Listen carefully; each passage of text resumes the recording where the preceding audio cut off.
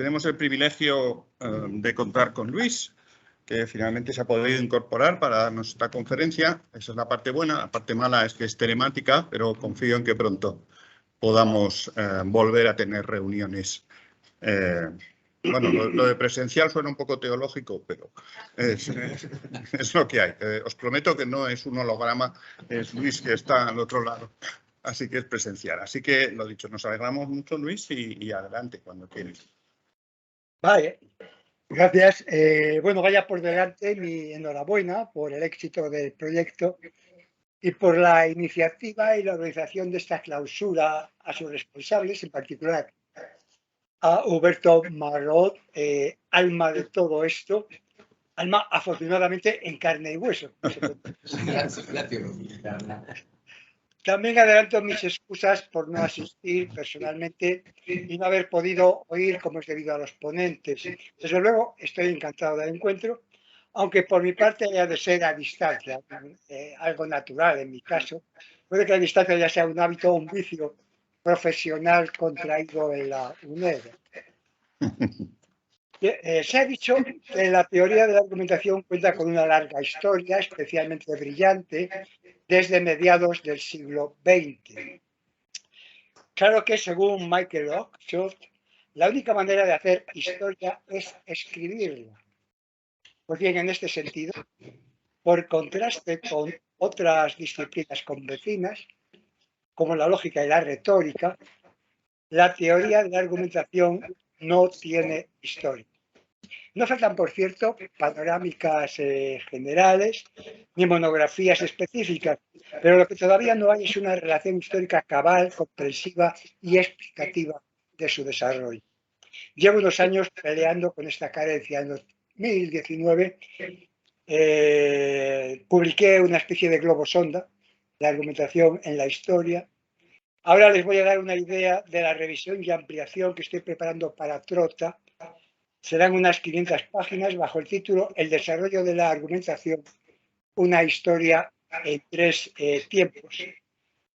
Al ser un trabajo en curso, les agradeceré toda indicación o sugerencia conceptual, informativa o crítica que me ayude a mejorarlo. Aquí solo podré seleccionar unos aspectos relacionados con el tercer tiempo, la época moderna, y por otro lado haré una exposición telegráfica.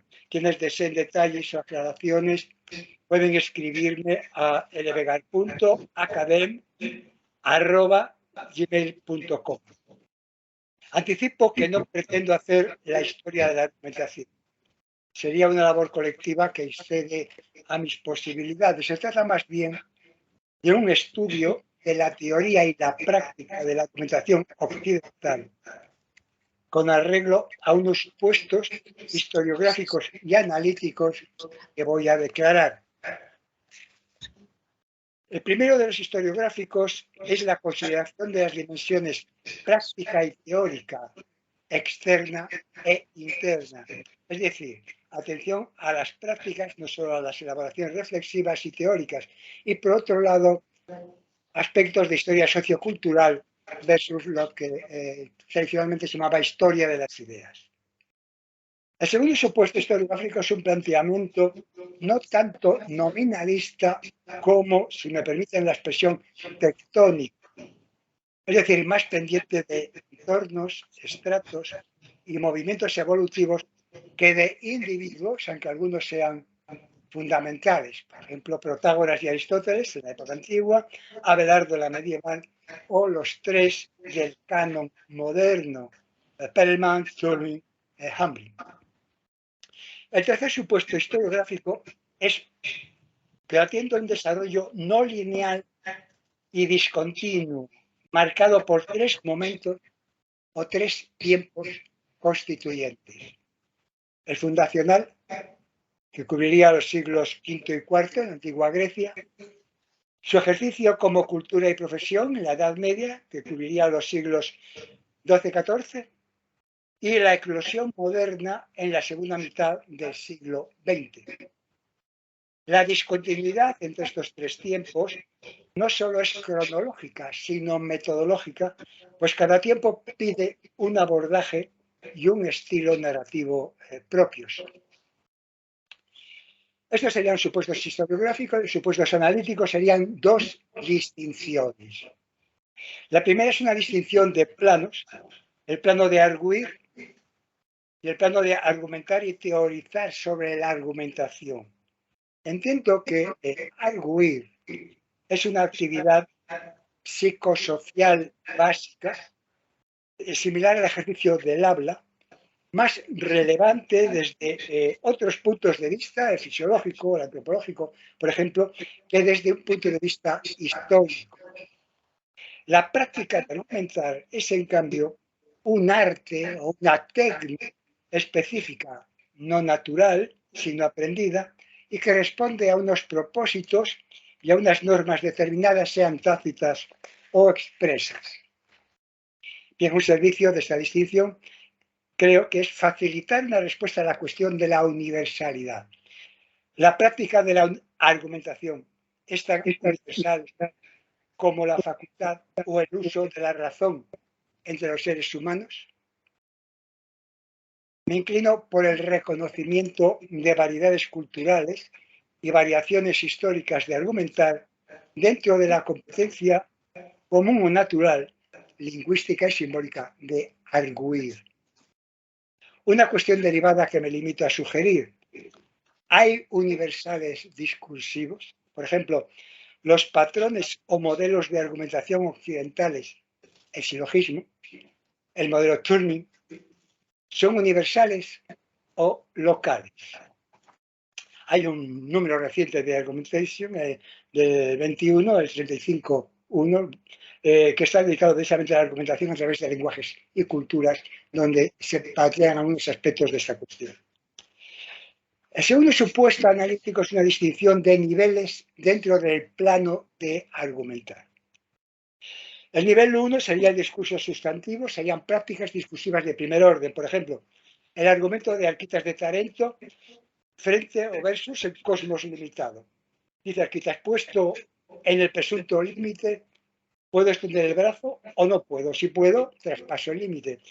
Si no, hay algo que está más allá que me lo impida. En cualquier caso, no habría tal limitación. El nivel 2 sería metadiscursivo, consistiría en crítica y confrontación de argumentos, criterios y técnicas argumentativas, etc. Ejemplo de 1 y 2 podría ser los siguientes. Argumento de Anaximandro sobre la posición central de la Tierra en el universo esférico, que ocupa una posición central por hallarse equidistante de la superficie de la esfera. Réplica de Aristóteles. Es un argumento elegante, pero deficiente, pues la posición central es un fenómeno natural que no se explica por mera geometría, sino físicamente, es decir, por la tendencia de los cuerpos terrestres a ocupar su lugar natural en el centro del universo. Y por último, habría un nivel 3 teórico consistente en desarrollos reflexivos, conceptuales, analíticos o críticos, con pretensiones generales o incluso sistemáticas, en orden a la identificación, la construcción, la evaluación o la práctica eficiente de la argumentación. No son planos estancos o cerrados. Por ejemplo, hay una clara comunicación en los planos 2 y 3. Por otro lado, todo caso de 3, plano teórico, supone un nivel 2, metadiscursivo, pero no toda muestra de 2 alcanza el nivel 3.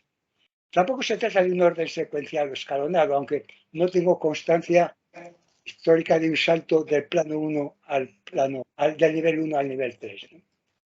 La justificación en este caso también es meramente funcional, como en el caso anterior, es decir, su aceptabilidad descansa en su rendimiento o en sus servicios. Un servicio de esa distinción de niveles sería marcar la singularidad de la fundación griega frente a otras culturas antiguas o primitivas.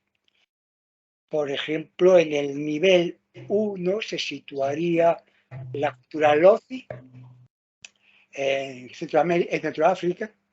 En el nivel 2 se situaría las culturas argumentativas antiguas China e India. Y en los niveles 1 al 3, 1, 2 y 3, se situaría acaso griego, especialmente en los siglos, ya digo, quinto, cuarto, antes de nuestra era. Bueno, ¿por qué esta singularidad griega? Un milagro griego.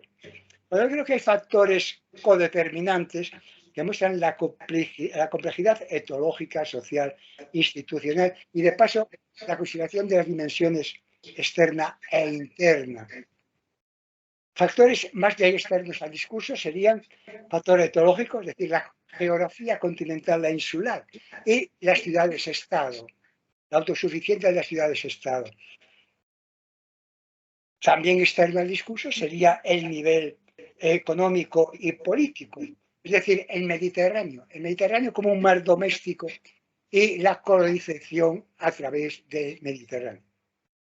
Factores internos serían a su vez un factor socioinstitucional, como sería el régimen asambleario, forense y político, las esferas públicas de discurso y los ideales de intervención en el discurso público, por ejemplo, los ideales de isonomía, isegoría, parresía. Y otro factor interno sería de orden cultural, sería la crítica intelectual o la llamada ilustración ateniense de sofistas, filósofos, oradores, historiadores como Tucídides e incluso dramaturgos como Aristófanes o Eurípides.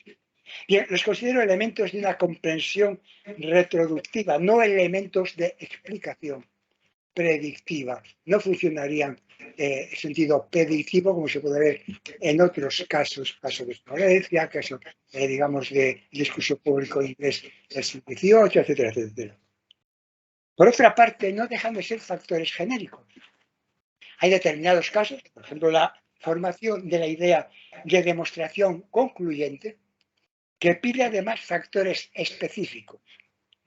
En este caso, la confluencia de motivos filosóficos, dialécticos y matemáticos dentro de la academia platónica y la reacción contra los competidores sofistas.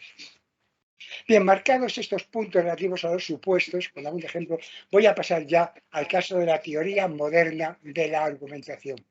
Voy a partir de unas palabras de Toulmin. Literalmente dice: no podemos entender dónde estamos sin entender cómo hemos llegado hasta aquí. Así que hemos de reconocer modestamente que lo mejor que podemos hacer en este momento es lo mejor que podemos hacer ahora, y que quienes vengan detrás de nosotros irán más allá de nuestras ideas. Hay mucha contingencia en estos desarrollos históricos. Fin de la cita. Bueno, Stefan Toulmin es considerado uno de los fundadores de nuestra teoría moderna de la argumentación. Esta consideración da un valor testimonial añadido al de las ideas contenidas en esta cita.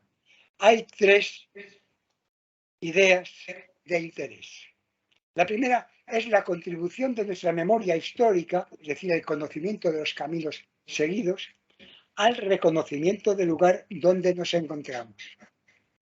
La segunda es la conciencia de pertenecer a una especie de gran cadena, la gran cadena del ser. Es que no sería gran cadena del ser, sino la gran cadena del discurso, de la teoría y la práctica de la argumentación. Pero se trata de una cadena abierta y compleja, compuesta de otras varias e incluso con eslabones sueltos. Pues, en definitiva, recuerde el final de Toulmin, hay mucha contingencia en estos desarrollos históricos, como constata la tercera reflexión final. Creo que con este espíritu podemos abordar el tercer tiempo de nuestra historia, la génesis y el desarrollo de la teoría moderna de la argumentación. Un proceso marcado por su complejidad y sus contingencias, y aquí solo voy a recordar muy sumariamente los primeros pasos de este proceso. Por lo que se refiere a la génesis de la teoría moderna de la argumentación, es un proceso complejo, tanto histórico-cultural como socio-institucional. Consiste en un parto múltiple que tiene gestación en diversas matrices por los años 60-70 del siglo XX, naturalmente, y cuyo alumbramiento y primeros desarrollos se dan a través de diversos programas y movimientos en los años 70-80. A saber, hay movimientos centrales y constituyentes, como la de los teóricos de expresión y comunicación y nueva retórica, como Broderick o Henninger, o como el otro programa o otro movimiento central y constituyente sería la lógica informal, representantes como Blair, Johnson, y en tercer lugar la pragmadialéctica inaugurada por Van Emeren y Grothendieck. Aparte de estos tres elementos centrales o constituyentes, en los que no me voy a detener porque naturalmente son suficientemente conocidos a estas alturas, habría movimientos o programas entreverados como el del pensamiento crítico, critical thinking. También habría, en tercer lugar, elementos colaterales o movimientos colaterales como el análisis del discurso o la argumentación en la lengua. Habría, por último, líneas subsidiarias. Por ejemplo, la lógica pragmática polaca, a partir, mejor dicho, de Heideggeric, o la lógica discursiva francesa, que tiene varios representantes naturalmente activos. Aparte de estos elementos, parto múltiple, gestación en diversas matrices y alumbramiento y primeros desarrollos, habría desarrollos disciplinarios en los años 80 y siguientes. Signos de estos desarrollos hay tanto socioinstitucionales, asociaciones, congresos, revistas, a partir de 1979, principalmente, de 1979. Pero lo que me interesa sobre todo remarcar es la existencia de una autoconciencia disciplinaria. Autoconciencia disciplinaria que ya aparece en el, según Hitchcock, en el Congreso, primer simposio internacional de lógica informal del 78, que se supone la independencia de la lógica informal, según Hitchcock, como disciplina autónoma dentro del campo de la filosofía.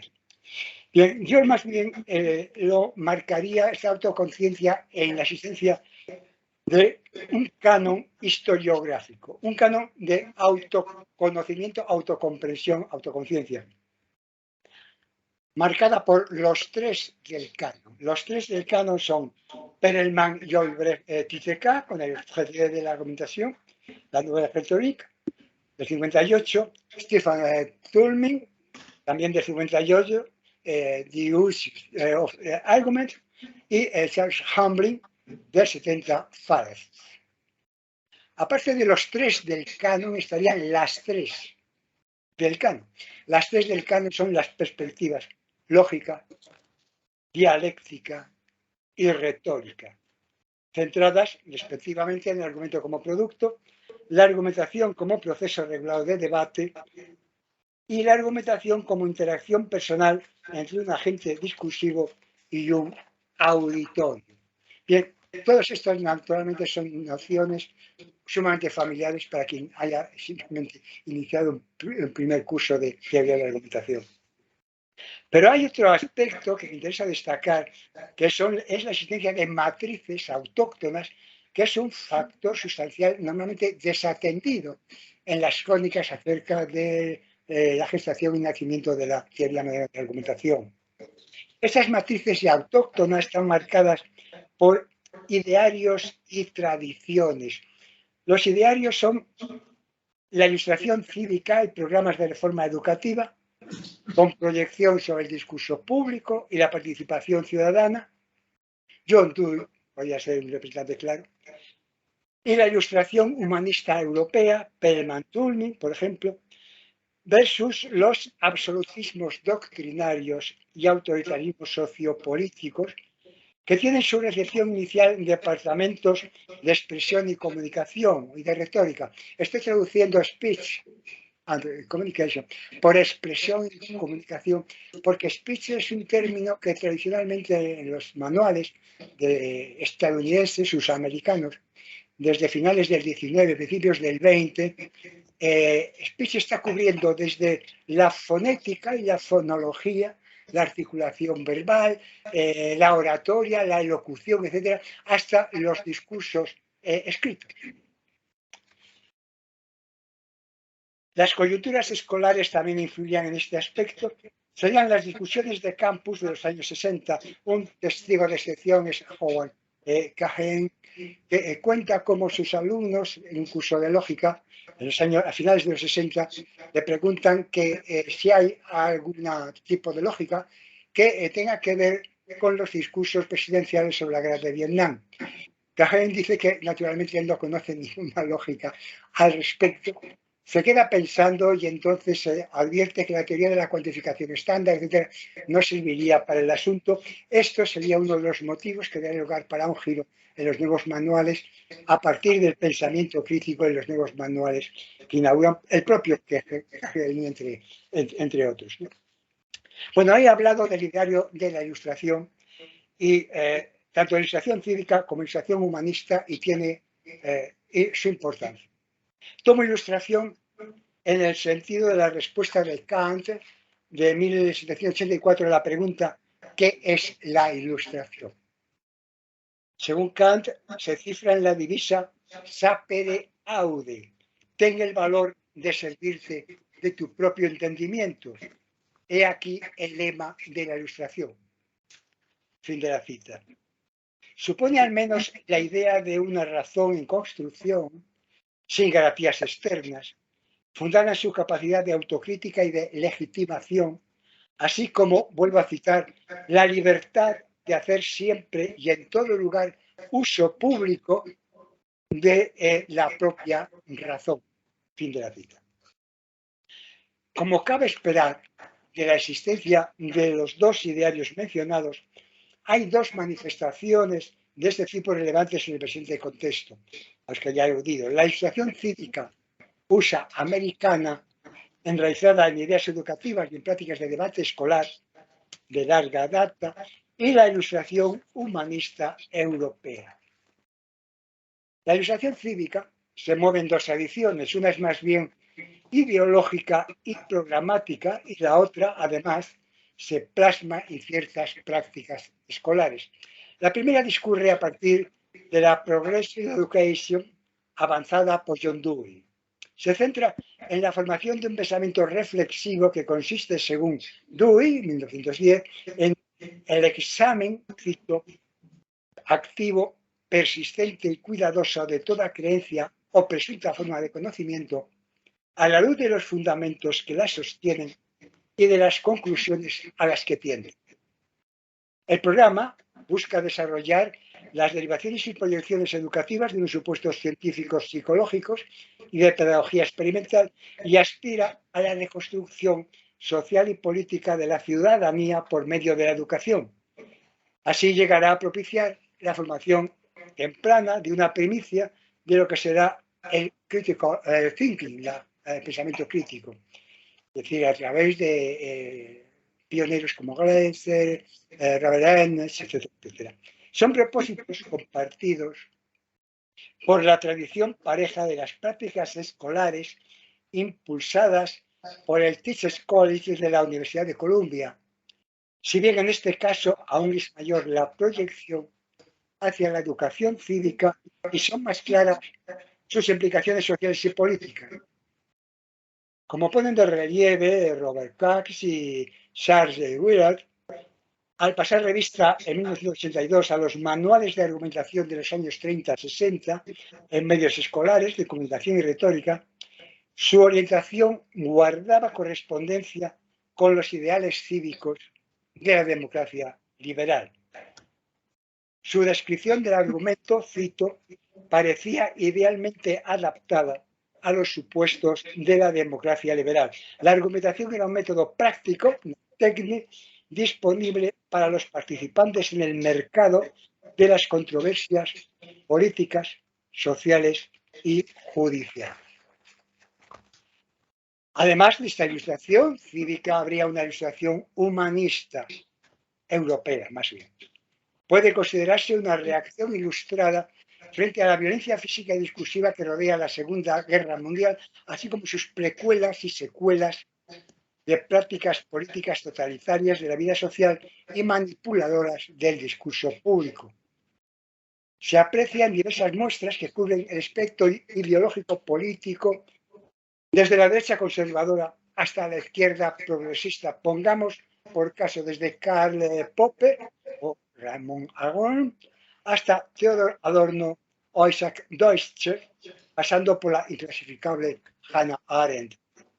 Pero también tiene claras manifestaciones en nuestros protagonistas iniciales, en Perelman y George Brecht, de Tite y Turing especialmente, hasta el punto de que en todos ellos se traslucen señales de una filosofía humanista subyacente que afirma la dignidad y autonomía de los seres humanos como agentes capaces de comunicación y de autodeterminación crítica y responsable, tanto en el plano de la razón teórica como en el terreno de la razón práctica. En un título de Popper, propugna la sociedad abierta frente a sus enemigos, los promotores de las sociedades cerradas por el absolutismo, el autoritarismo o el totalitarismo, según Popper, serían Platón, Hegel o Marx. Habría otras muestras ilustradas colaterales en los años 30-60, por ejemplo, la que representaría el Círculo de Viena, cuando toma el discurso científico como modelo de racionalidad pública, el caso de Otto Neurath, por ejemplo, o la cultura lógica que procede del Círculo de Varsovia, a partir de Ayushevich, que tiene una pretensión de una educación racional y pragmática de la sociedad. Y aparte de estos aspectos, esas matrices, digamos, ilustradas, voy a terminar planteando unas cuestiones abiertas. Una cuestión abierta es la calificación del parche. Lo calificamos de renacimiento, de refundación, de eclosión. Ahora considero preferible, he utilizado renacimiento, de lo cual me arrepiento, y ahora considero preferible la calificación de eclosión frente a renacimiento, refundación, reinvención, etc.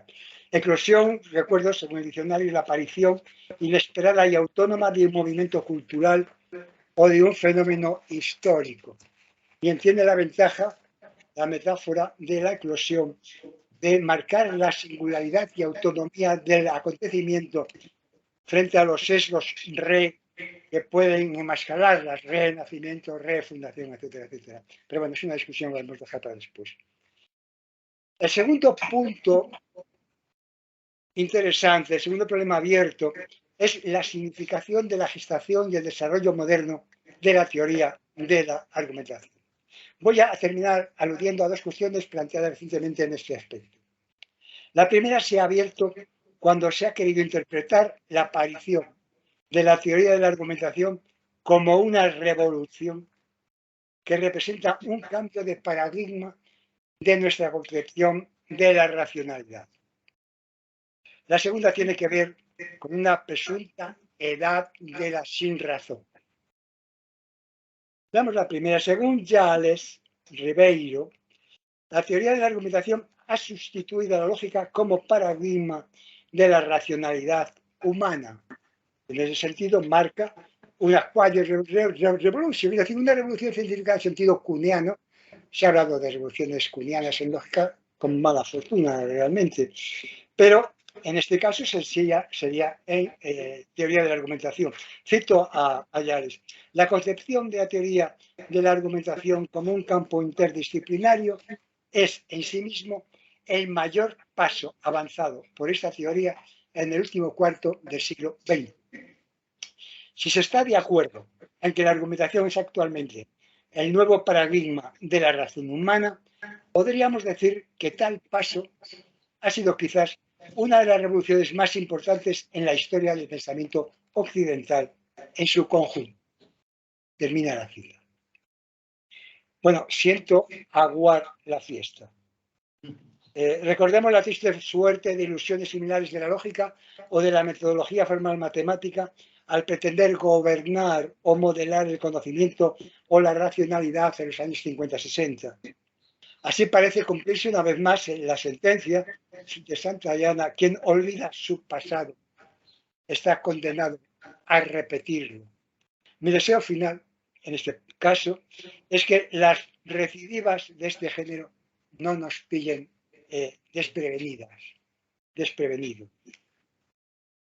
Otra consideración que aconseja prudencia frente a la exaltación revolucionaria de la racionalidad argumentativa es la segunda cuestión señalada, es decir, el desarrollo coetáneo de una presunta edad de la sinrazón.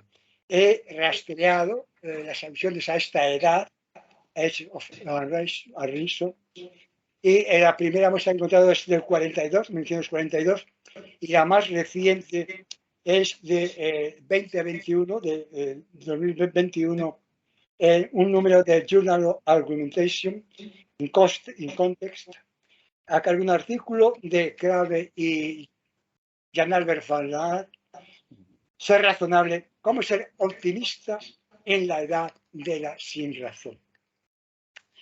Bien, puede parecer irónico que frente a la brillante faz de la moderna teoría de la argumentación discurra en paralelo el oscuro en vez de los usos actuales de la sinrazón. Cierto es que los males contemporáneos del discurso público, con sus consabidas lacras de desinformación y no solo manipulación, sino cinismo e impunidad de los agentes y portavoces discursivos, invitan a pensar en la edad de la sinrazón con una suerte de destino. Más aún, la ironía puede desembocar en una paradoja. ¿Se puede ser un agente racional en un medio irracional? ¿O se puede ser al menos una persona razonable en una era de la sinrazón? Como si dijéramos, ¿cabe respirar en una atmósfera irrespirable? Pero me temo que esta sería una impresión tan desmesurada como la anterior, propia de estos tiempos dados al impacto y a la hipérbole.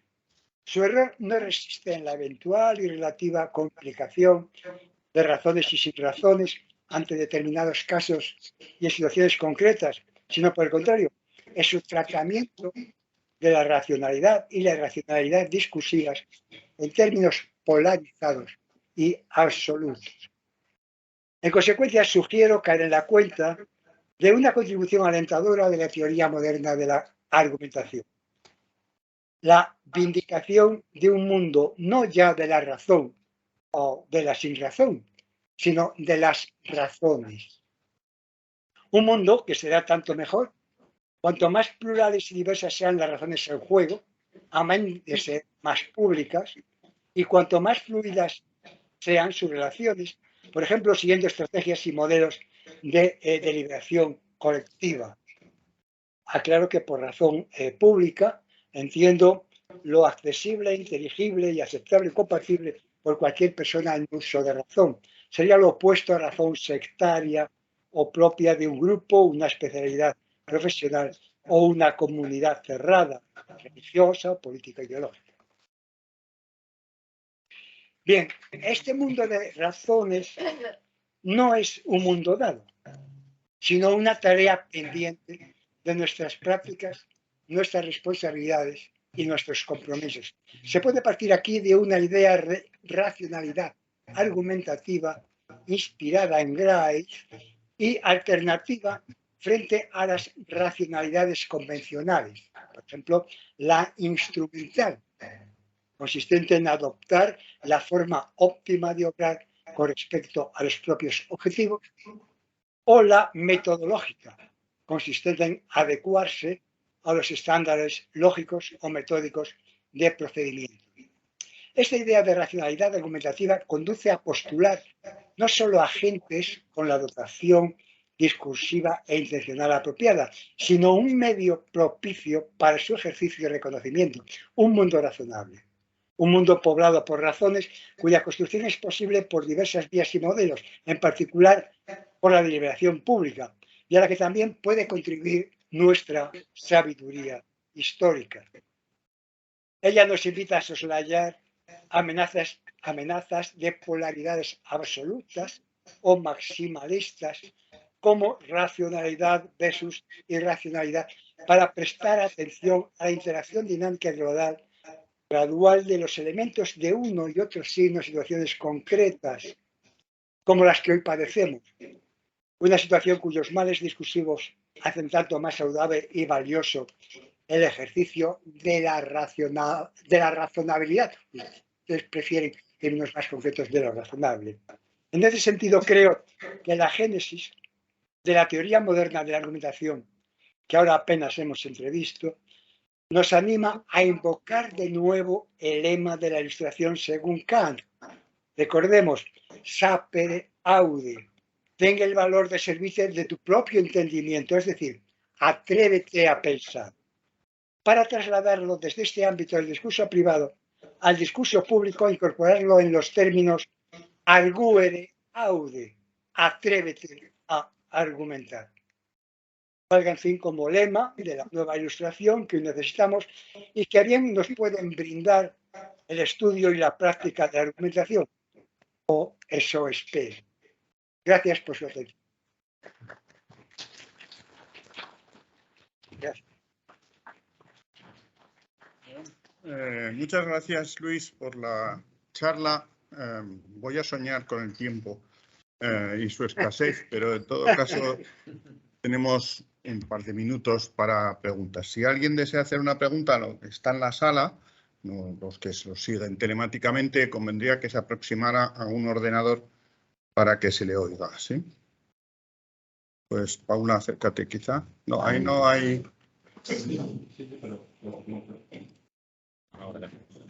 Pon tu cámara.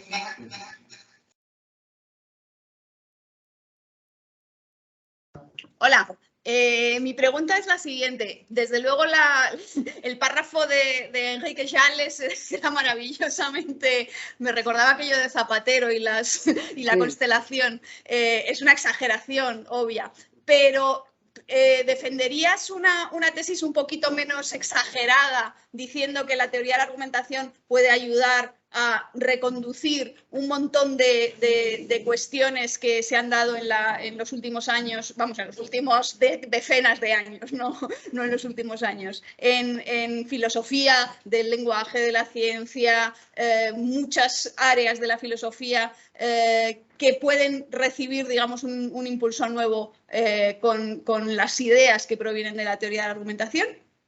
Sí, bueno, hay otra, o bueno, te contesto, ¿no? Bien, sí, porque es un punto interesante. Bueno, la verdad es que ya es relativamente discreto, porque habla de una revolución, ¿cuál? Es decir, de una revolución contenida, no es una revolución desatada, como la Revolución Francesa, ¿no? Entonces, pero también ocurre que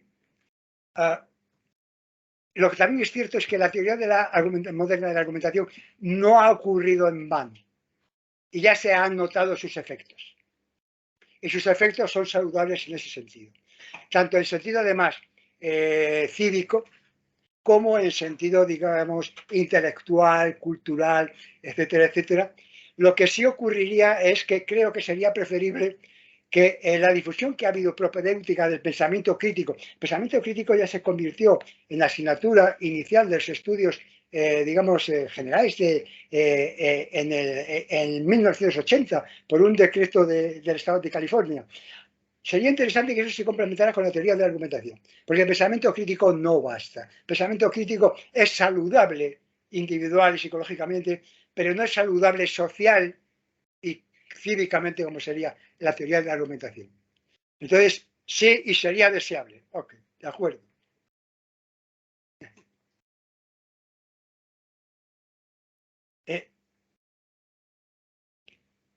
No oigo. Ahora, si no me acerco. Ahora. No, sí, lo tenía. Vale, adelante. Bueno, Hola, hola. Hola. Bueno, es inevitable que a uno le llame la atención ese lapso temporal tan marcado entre la segunda y la tercera etapa, Sí. Y además que incluya en ese lapso temporal pues lo que ocupa la mayoría de los capítulos y las páginas en una historia de la lógica, que es el nacimiento de la lógica simbólica del siglo XIX y el auge en la primera mitad del siglo XX, etc. Entonces mi pregunta es, por cierto, algo que aparece, se reproduce bastante en tus libros históricos, digamos, que pasas por encima de eso. Entonces la pregunta es, ¿hay una razón puramente operativa ahí? Como que, bueno, de eso ya hay mucha historia, ya se ha hablado demasiado y entonces no hace falta. ¿O hay una razón teórica? Es decir, ¿consideras que son unos estudios sobre argumentación? Más bien lo segundo. Bueno, hubo un tiempo en que me dediqué a historia de la lógica, como sabes. Además, casi profesionalmente en la UNED tenía historia de la lógica. Por desgracia, la historia de la lógica moderna tiene poco que ver con la historia de la teoría moderna de la argumentación. Más bien discurre al margen. Discurre al margen, es decir, realmente hay, hasta en algunos casos incluso, hay un cierto menosprecio. Se observa la recepción que tiene el libro de Turing. Las 9 reseñas que he visto del libro de Turing en los años 60, principios de los 60, bueno, la más cruel es la de Castañeda, diciendo que Turing no tiene ni idea de lógica. Entonces, no es que, digamos, haga mal uso, si es que no tiene ni idea de lógica, porque la única lógica posible es la lógica matemática o la lógica formalizada. Yo ahora lo que pienso, muy bien, pues quédense ustedes con ella, que yo tengo suficiente con la teoría de la argumentación, y no necesito más de momento. Pero no son teorías, no son rápidas, pero en todo caso son teorías sobre la argumentación, serán malas teorías. Y no serían teorías, las malas teorías. No serían teorías sobre la argumentación. Es otro tema. Vale. Es otro tema. Hay una distinción interesante de Wedley que distingue entre la óptica y la, digamos, oftalmología. La óptica procede geométricamente, esta sería la lógica formal. La oftalmología, sin embargo, trata de asuntos humanos. Este sería el caso de la teoría de la argumentación. Si eso sirve. Muchas gracias. Bueno, pues por mi parte creo que esto nos va a servir para clausurar el coloquio. Debo advertirte, Luis, que llevo toda la mañana intentando que la gente no pregunte nada y cumpla los horarios. O sea, que no lo tomes como una muestra de preguntas. Y además, bueno, todo el mundo tiene el correo quedado. Sí. El que quiera comunicarse. Bueno, estamos grabándolo y compartiremos las grabaciones en su momento. Vale. Así que, bueno, pues muchas gracias a Luis en primer lugar y a todos los participantes en el coloquio. No sé si ha sido un éxito o no, lo que sí puedo decir con certeza es que yo me siento muy satisfecho de cómo ha discurrido. Creo que ha sido, no solo cada uno ha contado su cosa, que eso está bien, sino que también ha habido una interacción que espero que dure, y de eso hablaremos ahora off the record una vez que nos hayamos despedido. Así que, bueno, pues muchas gracias a todos por participar en el coloquio y seguimos contando con todo el mundo. Gracias. Gracias.